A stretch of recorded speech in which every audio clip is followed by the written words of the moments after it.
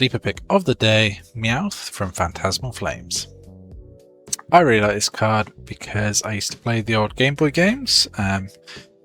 Especially, I love Pokemon Yellow, but in Red and Blue, and I think in Yellow, I can't remember honestly. There was a Meowth anyway, and it sat across the in a wooded area, looking across to those two buildings at the back, the one with the blue roof and the one with the red.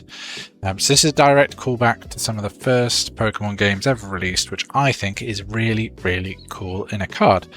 Meowth, obviously Gen 1, big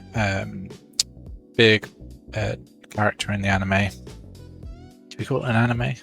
Animated series? Cartoon? Whatever we're calling it. It's a cool card with a nice story and a nice link back, and it's £15. I think that's pretty reasonable. I think that's a good buy. I know a lot of the cards in Phantasmal are quite easy to pull. I think I've pulled 3 Meowths, just ripping packs. That said, I do think in the long term, this is a card that people will want. As I said, it's got an interesting history. It's got a reference in it that is cool. Yeah. So I think this is a £30 card eventually.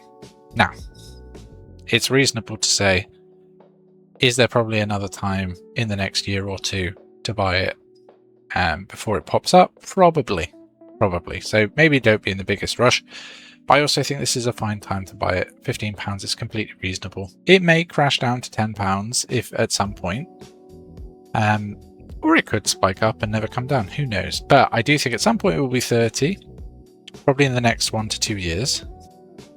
But yeah, really cool card. I really like this one, and I think it's a good time to buy it.